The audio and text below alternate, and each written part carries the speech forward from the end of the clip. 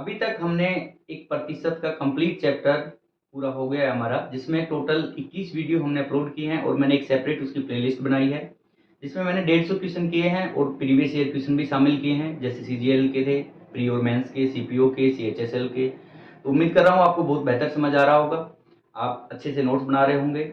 और कंटिन्यू इस सीरीज में आज हम दूसरा चैप्टर स्टार्ट करने जा रहे हैं, जो है रेशियो प्रोपोर्शन। अभी मैंने कुछ इसमें इम्प्रूवमेंट करने की सोची है कि मैं जितने भी क्वेश्चन करूंगा, मेरा टारगेट है हर चैप्टर में 100 प्लस क्वेश्चन करने का। देखिए, जब आप किसी भी चैप्टर के 100 क्वेश्चन जब कर लेते हैं, तो मुझे नहीं लगता कि उसमें आपका कहीं कोई बेसिक है जो क्लियर नहीं होगा। आपकी सभी चीज़ें क्लियर हो जाएंगी। और ये जो हम क्वेश्चन कर रहे हैं, ये सारे प्रीवियस ईयर क्वेश्चन हैं एसएससी के, चाहे वो किसी भी एग्जाम में आए हुए हैं, सीजीएल के हैं, सीएचएसएल के हैं, एमटीएस के हैं, सीपीओ के हैं, और सीजीएल के भी प्री और मेंस दोनों के क्वेश्चन हैं। जब आप ये क्वेश्चन करोगे, तो एक्चुअली इससे क्या होगा कि एक तो रिलेवेंट मैटर हम करेंगे। क्वेश्चन आया हुआ होता है एग्जाम में, तो उसको जब तो आप समझते हो, तो आपको लगता है कि हाँ, मुझे यही चीजें एग्जाम में फेस करनी है, तो आपका थोड़ा सा मोटिवेशन लेवल है और समझने की जो क्षमता है वो थोड़ी ज्यादा होती है, आपका माइंड थोड़ा सा ज्यादा एक्टिव हो जाता है कंपेरिजन हम कोई बिना एग्जाम वाला क्वेश्चन करते हैं। तो मैं जितने भी अब क्वेश्चन करूंगा वो सभी प्रीवियस ईयर क्वेश्चन होंगे। और इसके साथ ही ऐसा नहीं है कि आप अगर किसी और चीज की तैयारी कर रहे हैं, दिल्ली पुलिस की कर रहे हैं, रेलवे की कर रहे हैं, जीडी की कर रहे हैं, देखिए ये एक कंप्लीट जब 100 क्वेश्चन हो जाएंगे, तो आप किसी भी एग्जाम दें, कोई भी एग्जाम दें, आपको इस चैप्टर में कोई इश्यू नहीं आने वाला है। क्योंकि 100 क्वेश्चन में घूम फिर के आपके जितने भी कॉन्सेप्ट हैं, हर चैप्टर में मुश्किल से 10-12 कॉन्सेप्ट बनते हैं, और जब आप 100 क्वेश्चन कर लेंगे, तो घूम फिर के आपके सभी कॉन्सेप्ट उसमें क्लियर हो जाते हैं।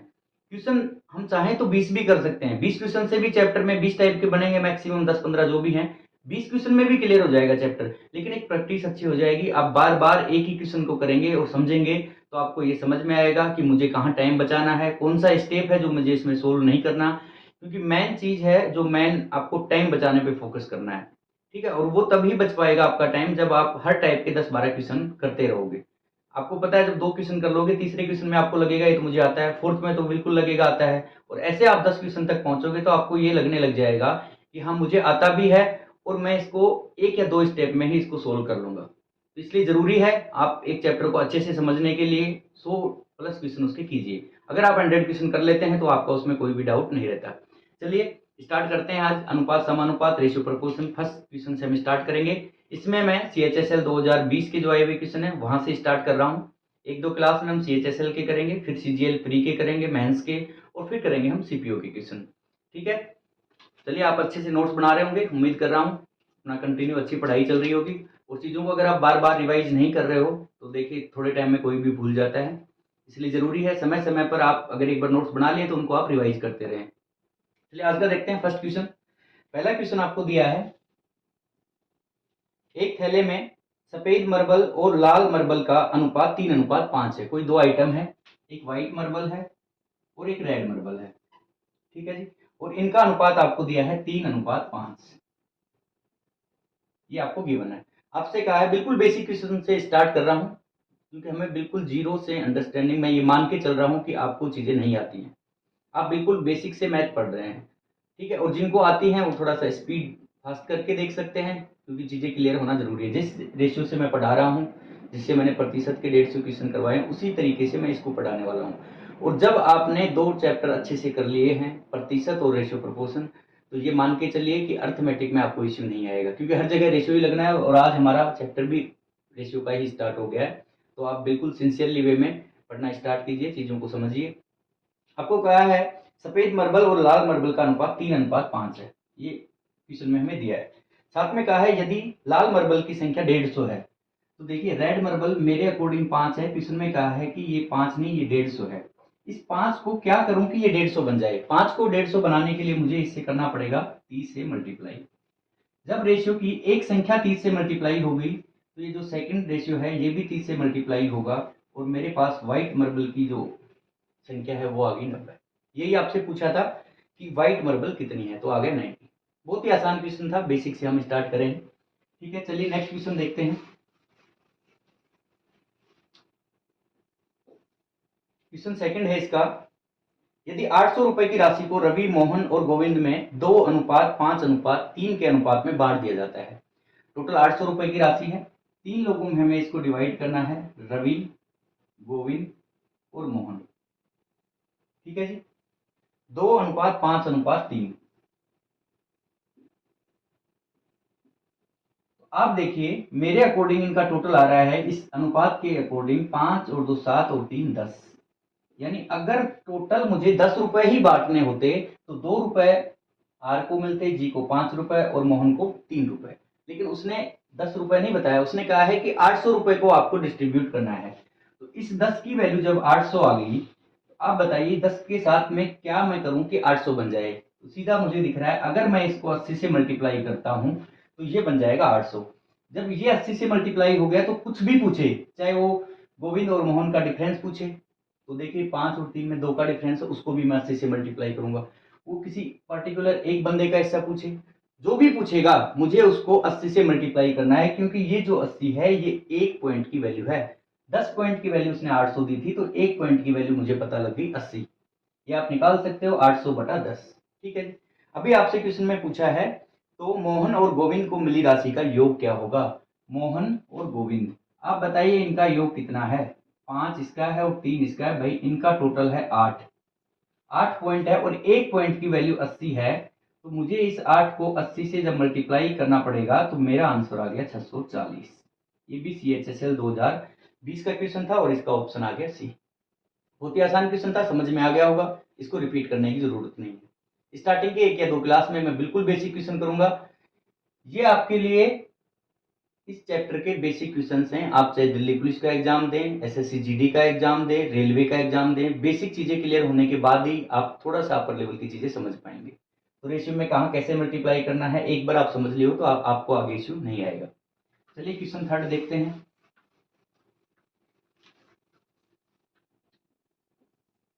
क्वेश्चन 3 में आपको दिया है दो संख्याएं तीसरी संख्या से क्रमशः 25% और 65% अधिक हैं। आपको टोटल 3 संख्याओं की बात कर रहा है। ठीक है, पहली संख्या, दूसरी संख्या और तीसरी संख्या। आपसे कहा है तीसरी संख्या से, इसका मतलब मुझे थर्ड संख्या अज्यूम करनी है।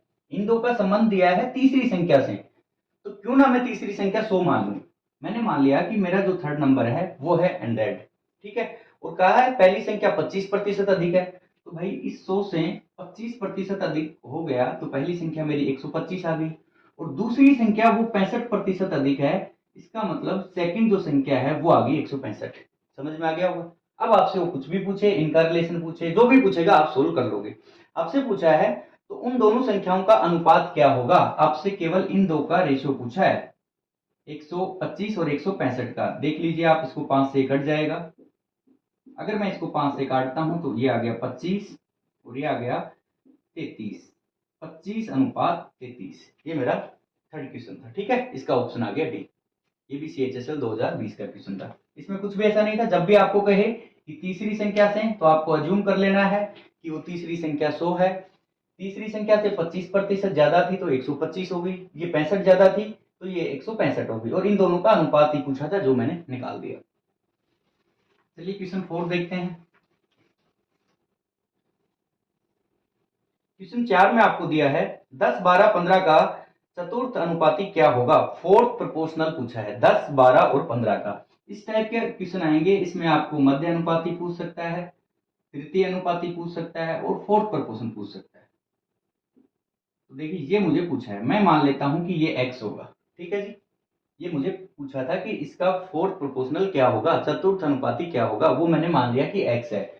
जब भी ऐसा हो तो देखिए फर्स्ट वाली लास्ट से मल्टीप्लाई होती है और बीच वाली दोनों आपस में मल्टीप्लाई होती हैं। तो जब मैं इस 10 को इस x से मल्टीप्लाई करूंगा तो मेरा आ गया 10x और ये बराबर होगा 12×15 के। लास्ट वाली दोनों आपस में मल्टीप्लाई होंगी और बीच की दोनों आपस में मल्टीप्लाई, आपको रटना नहीं है। ठीक है, जहां भी जो भी पूछेगा वो मैं निकाल लूंगा। तो 10x की वैल्यू आ गई 12×15, ये आ गया 180। तो x की वैल्यू आ गई मेरी, ये जब डिवाइड करूंगा 10 का तो 18। यही आपसे पूछा था कि चतुर्थ अनुपाती क्या होगा, तो इस x की वैल्यू आ गई 18। ये मेरा आंसर आ गया। ठीक है जी, बहुत ही आसान था। अच्छा, इसको आप चेक कर सकते हो। देखना पहली दो संख्याओं का अनुपात था 10:12, आपने देखा कि 5:6 आ गया। ऐसे ही इसका अनुपात है 15:18। इनका भी अनुपात आप देखिए, अगर 3 से काटता हूं तो 3 5 15 और 3 6 18। इसका भी 5:6 आ गया। इसका मतलब आपने चतुर्थ अनुपाती जो निकाला है वो बिल्कुल सही निकाला है। ठीक है जी। तो ये हमारा हो गया क्वेश्चन 4, जिसका ऑप्शन आ गया आपका सी 18 आंसर। ठीक है, अभी देखते हैं क्वेश्चन 5।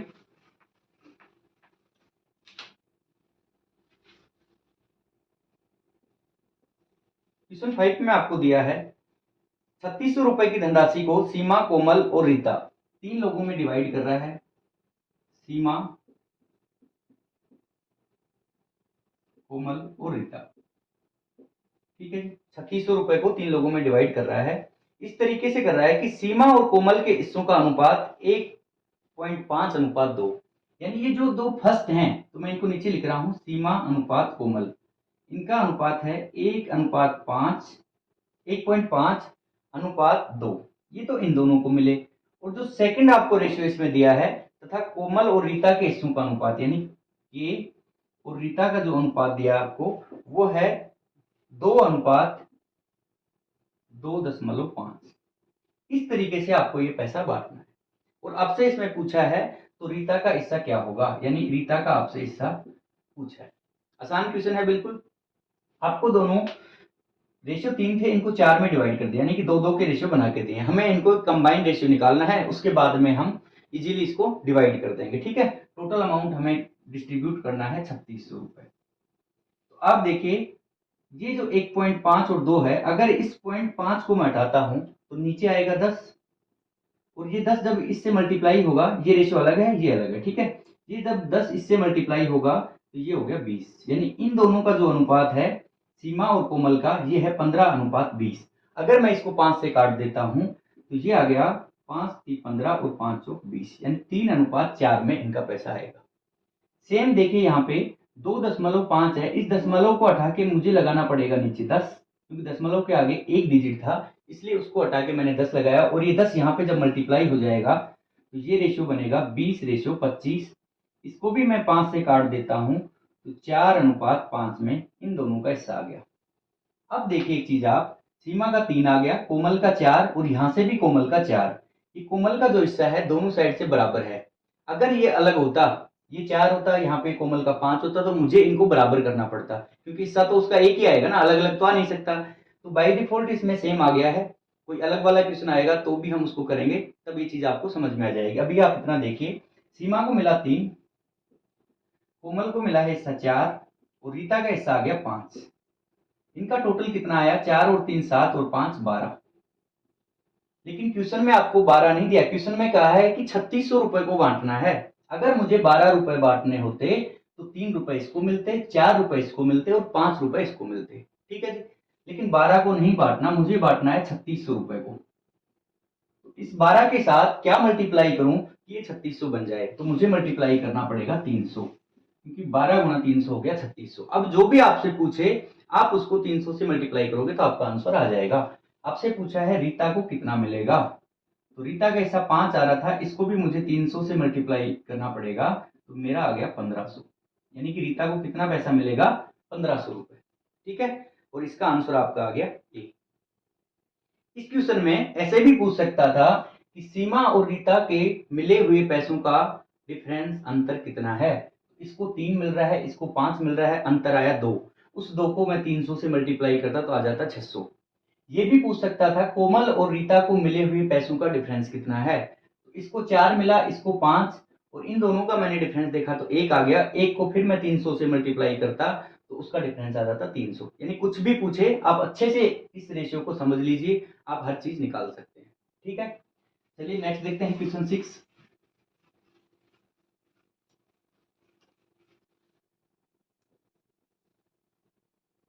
क्वेश्चन 6 में आपको दिया है 3 संख्याओं का योगफल 79 है, यानी आपके पास ए, बी और सी 3 संख्याएं हैं और इनका आपको टोटल दिया है 79। ठीक है जी, नेक्स्ट का है यदि पहली संख्या और दूसरी संख्या का अनुपात 4:7 है, यानी ए और बी का अनुपात आपको दिया है 4:7, और दूसरी संख्या और तीसरी संख्या का अनुपात दिया है 4:5, यानी बी और सी का अनुपात दिया है 4:5। अब आप मुझे एक चीज बताइए, यहाँ पे b की वैल्यू 7 है, यहाँ पे b की वैल्यू 4 है, अलग अलग नहीं हो सकती है। या तो ये 7 रहता दोनों में, या दोनों में 4 रहता, या फिर आप कुछ ऐसा करो कि ये दोनों बराबर हो जाएं। जैसे ही बराबर होंगे तो हमारे पास ए बी सी का रेशियो आ जाएगा। फिर मैं इजीली 79 रुपीज उनमें डिवाइड कर दूंगा। ठीक है, तो दो तरीके हैं। ये 7 है, अगर मैं इस 7 को 4 से मल्टीप्लाई करूं तो ये 28 बन जाएगा, और इस 4 को 7 से कर दूं तो ये भी 28 बन जाएगा। तो बताइए दोनों का रेशियो सेम हो रहा है कि नहीं? दोनों जगह से बी की जो वैल्यू 28 आ जाएगी। जब मैं इस 7 को 4 से मल्टीप्लाई करूंगा तो इस 7 के साथ 4 अनुपात में ए भी है, तो यानी कि पूरा रेशियो 4 से मल्टीप्लाई हो जाएगा।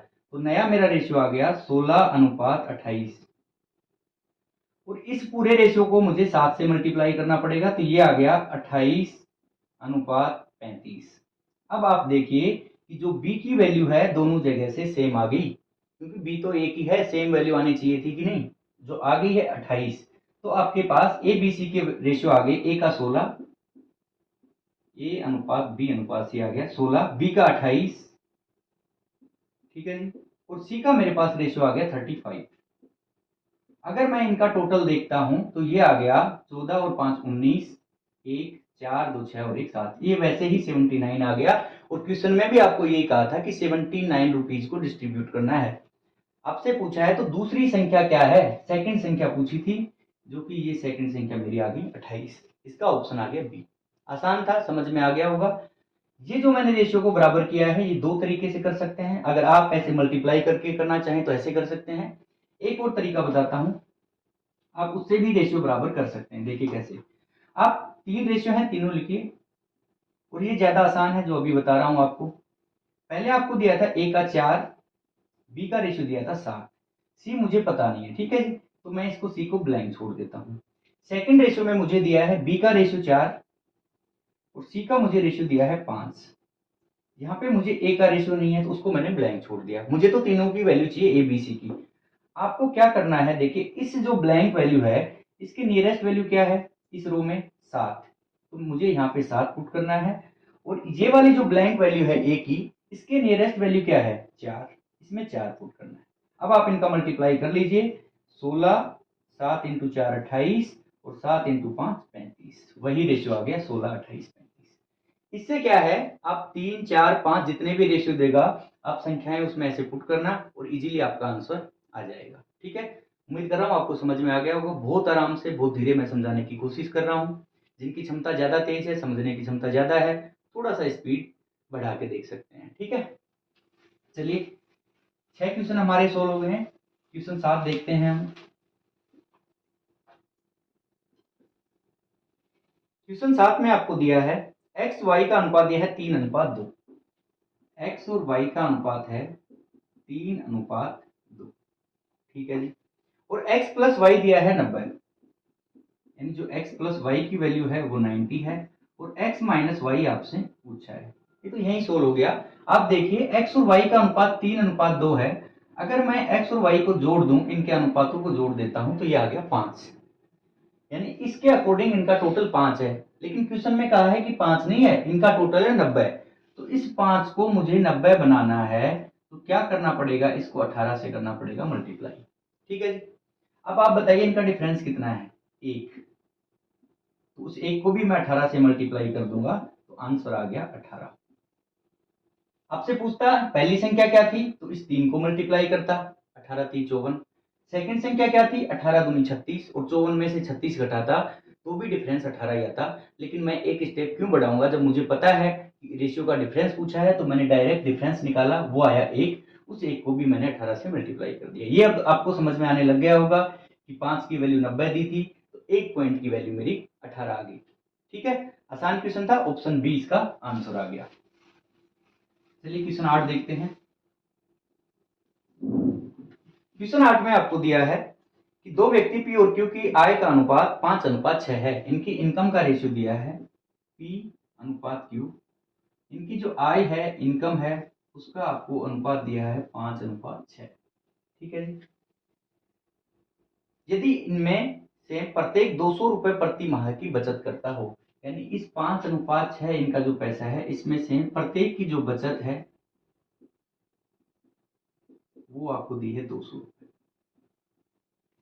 और साथ में एक स्टेटमेंट और दिया है, तो उनके खर्चे का अनुपात 3:4 है, यानी वो उनका व्यय है, एक्सपेंडिचर जो है उनका, उसका अनुपात दिया है 3:4। 4। और आपसे पूछा है क्यू की इनकम बताइए, ये आपसे पूछा है। आसान सा क्वेश्चन है, दो तरीके से सोल्व करेंगे हम इसको। बेसिक क्या करते हैं देखिए, पहले तो आपको इतना कॉन्सेप्ट पता होगा कि जो आय होती है, जो मंथली इनकम होती है, वो टोटल होती है खर्चा। ये मैंने प्रतिशत के जो क्वेश्चन किए हैं उसमें भी एक दो क्वेश्चन ऐसे किए थे और ये कॉन्सेप्ट मैंने वहां समझाया है, ठीक है। और उम्मीद कर रहा हूँ आप यहाँ तक पहुंचे हैं तो पहला चैप्टर जरूर देखा होगा। जो भी लोग यहाँ से स्टार्ट कर रहे हैं, देखिए अर्थमेटिक का जो बेसिक चैप्टर है वो प्रतिशत है। अगर आपको प्रतिशत अच्छे से समझ में आ गया तो बाकी चैप्टर्स में इश्यू नहीं होगा। इसलिए आप एक बार प्रतिशत जरूर देख लें, जहां भी अर्थमेटिक स्टार्ट होती है तो वो प्रतिशत से ही होती है, क्योंकि पूरी अर्थमेटिक में प्रतिशत तो जरूर पड़ती रहेगी हर क्वेश्चन में। तो आपने वो देख लिया होगा, नहीं देखा है तो देख लीजिए, समझ में आ रहा है तो देखिए, ठीक है। इनकम का जो टोटल होता है, या तो आप खर्चा करोगे उसमें से, या फिर आप क्या करोगे, बचत करोगे। यानी सेविंग और एक्सपेंडिचर का जो ऐड होगा वो होता है इनकम।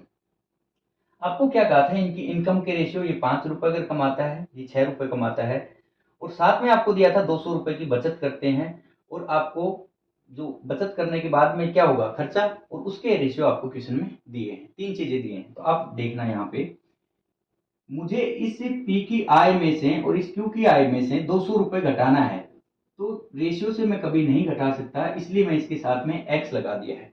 अब मेरी ये एक संख्या बन गई, इसकी प्रॉपर आय बन गई कि पी 5x रुपीज कमाता है और क्यू कमाता है 6x। ठीक है जी, चलिए देखते हैं अभी। इस 5x पी ने कमाया, माइनस 200 रुपए उसने बचा लिए, ठीक है। तो बचा हुआ क्या आ गया, खर्चा। भाई टोटल कमाया, उसमें से सेविंग करी तो बाकी पैसा कहाँ गया, खर्च कर दिया, और उस खर्चे का रेशियो दिया था 3। ये तो पी का लिख दिया मैंने। सेम नीचे मैं क्यू का भी स्टेटमेंट लिखने वाला हूँ, ठीक है, इसको बीच में लगा देता हूँ। क्यू का क्या दिया आपको, 6x कमाता है, वो भी 200 रुपए सेव करता है, और उसका जो अनुपात दिया था खर्चे का वो आ गया 4। ये समझ में आ गया होगा आपको, बहुत ही आसान चीज है। इसको मुझे क्रॉस मल्टीप्लाई करना है, तो ये आ गया 20x माइनस 800 बराबर, इस 3 से करूंगा 6x को तो 18x, और माइनस 600, 3 इंटू 200, 20x। इस 18x को इधर लाऊंगा तो बच गया 2x, और ये 800 जब उधर जाएगा तो 200, तो मेरे पास x की जो वैल्यू आ गई वो आ गई 100। अब मुझे कुछ भी पूछे, पी की इनकम पूछेगा, जब x 100 आ गया तो उसको 5 से मल्टीप्लाई करूंगा तो पी की इनकम आ गई 500, और क्यू की जो इनकम आ गई वो आ गई 600। ठीक है जी, आपसे यही पूछा था क्यू की आय क्या होगी, तो 6x की वैल्यू 100 आई है तो इसकी आय आ गई 600। ये था बेसिक क्वेश्चन। ऐसा आपको सीखना पड़ेगा, क्योंकि इस क्वेश्चन में तो इसने, चलो ठीक है, दोनों की बचत सेम थी, इसको मैं शॉर्ट से भी कर सकता हूँ, डायरेक्ट रेशियो से करके दिखाऊंगा आपको भी। लेकिन जब वो स्टेटमेंट चेंज कर देगा कि पी 200 रुपए की बचत करता है और क्यू 400 रुपए की बचत करता है, जब ये दोनों संख्याएं सेम नहीं होंगी तो थोड़ा सा क्वेश्चन में दिक्कत होगा, इसलिए आपको ये बेसिक आना चाहिए। ठीक है, टोटल इनकम में से आप खर्चा घटाओगे तो उसकी सेविंग का एक्सपेंडिचर रेशियो आ जाएगा, और अब टोटल इनकम में से अगर उसकी सेविंग घटाओगे तो एक्सपेंडिचर का रेशियो आ जाएगा। इस तरीके से आपको सोल्व करना ही पड़ेगा, ठीक है। चलिए इसको एक बार हम रेशियो से भी सोल्व कर लेते हैं। आप देखिए, इनकी जो इनकम है वो आपको दी है 5:6, ये आय दे दी। साथ में आपसे कहा है कि जो इनका व्यय है, एक्सपेंडिचर है, खर्चा है, वो है 3:4। भाई 6 रुपए कमाता था, 4 रुपए खर्च कर दिए तो उसने 2 रुपए बचाए, यानी कि मैं यहाँ लिख सकता हूँ कि 2 रुपए की सेविंग की। और यहाँ से भी देखिए 5 रुपए कमाता था, ये पी है और ये है क्यू, और 3 रुपए इसने खर्च कर दिया तो इसने भी कितने रुपए बचाए, 2 रुपए। यहाँ जो आपकी बचत आई है दोनों साइड में, पी की और क्यू की, ये सेम आ गई 2, इसलिए ये सोल्व हो जाएगा। और 2 की वैल्यू आपको दी थी कि दोनों 200 रुपए बचाते हैं, प्रत्येक जो बंदा है पी भी 200 और क्यू भी 200 रुपए बचाते हैं। तो भाई 2 की वैल्यू आपको 200 दी थी, तो यहाँ से पता लग गया आपको कि एक पॉइंट की वैल्यू 100 आ गई, और जैसे ही 100 आई तो आप 5 को भी मल्टीप्लाई कर दोगे, यानी ये 500 कमाता था, ये 600 कमाता था। खर्चे के लिए इसको मल्टीप्लाई कर दोगे, ये 300 खर्च करता था और ये 400 खर्च करता था। जो भी पूछेगा आंसर बता दो। आसान क्वेश्चन था, उम्मीद कर रहा हूँ समझ में आ गया होगा। चलिए नेक्स्ट देखते हैं, क्वेश्चन 9।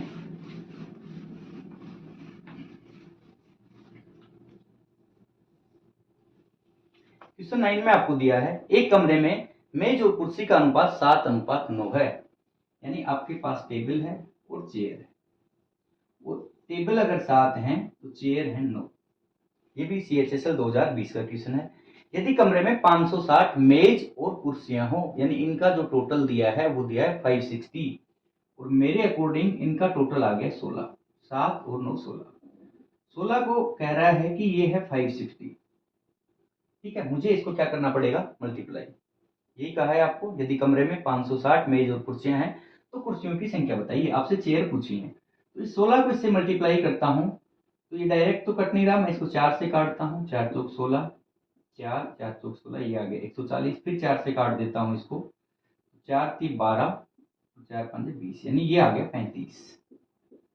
ठीक है, 35 से एक पॉइंट की जो मेरी वैल्यू आ गई वो आ गई 35। एक पॉइंट की वैल्यू 35 आ गई तो कुछ भी पूछे आपसे, उसने पूछा था कि नो की वैल्यू क्या होगी, तो 350 में से 35 आप कम कर दोगे तो 315 आ गया आंसर। ठीक है, जो कि इसका ऑप्शन था बी। अगर आपसे पूछता टेबल कितनी है तो आप 35 को 7 से मल्टीप्लाई करते। अगर आपसे पूछता कि इस टेबल और चेयर का डिफरेंस कितना है, तो आपको ये नहीं करना था कि पहले इस 9 को मल्टीप्लाई करके आप चेयर निकालोगे, फिर 35 को 7 से मल्टीप्लाई करके टेबल निकालोगे। भाई सीधा डिफरेंस को मल्टीप्लाई कर दो, टाइम भी बचेगा और आसानी से हो जाएगा। तो इनका डिफरेंस है 2, 2 को मैं 35 से मल्टीप्लाई करता तो आंसर आ जाता 70। उसकी मर्जी है, वो कुछ भी पूछे। और आप जब एक 100 क्वेश्चन देख लोगे इसके रेशियो प्रोपोर्शन के, तो आपको ये चीज समझ में आ जाएगी कि घूम फिर के उसको तीन ही चीजें पूछनी है। इस क्वेश्चन में चौथी चीज नहीं बनती जो वो पूछ सकता था, या तो आपसे टेबल की संख्या पूछता, या चेयर की संख्या, या इनका डिफरेंस, और आप तीनों चीजें निकालना सीख रहे हो। तो इसका मतलब यह है कि आप पूरा कॉन्सेप्ट समझने की कोशिश कर रहे हो, समझ रहे हो चीजों को। ठीक है, चलिए नेक्स्ट देखते हैं क्वेश्चन 10।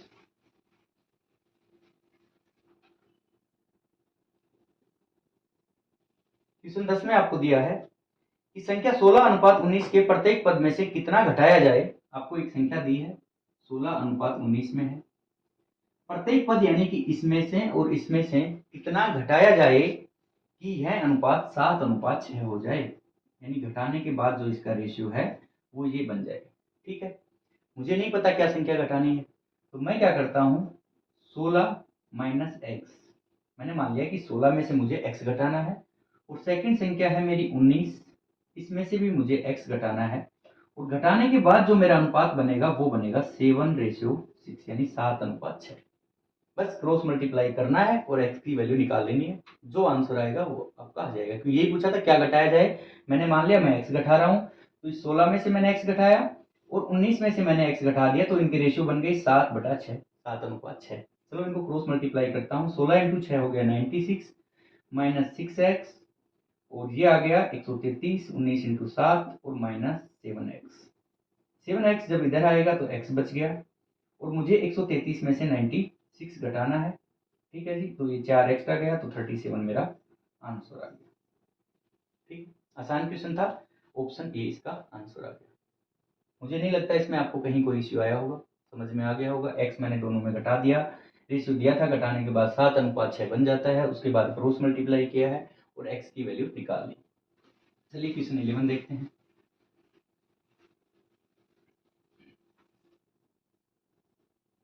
क्वेश्चन 11 में आपको दिया है 6300 रुपए को एक्स वाई जेड के बीच में इस प्रकार बांटा जाता है कि, ऐसा क्वेश्चन अभी हमने किया था एक, फिर से देख रहे हैं। एक्स वाई और जेड, तीन लोगों में आपको 6300 रुपए डिवाइड करना है। ठीक है, अलग अलग रेशियो देगा, एक्स का, वाई का, वाई जेड का, उन दोनों रेशियो को मिला के एक करना है और 6300 रुपए बांट देने हैं। क्वेश्चन देखते ही उसकी इमेज अगर आपके माइंड में बनना स्टार्ट हो गई तो आप मान के चलो आपसे क्वेश्चन सोल्व हो जाएंगे। और देखिए 2 मिनट का मैं आपका समय लूंगा। जब भी आप क्वेश्चन कर रहे हैं, बहुत लोगों के एग्जाम में क्वेश्चन छूट जाते हैं। आपने कभी उस चीज को एनालिसिस किया कि क्वेश्चन छूट क्यों जाता है मेरा?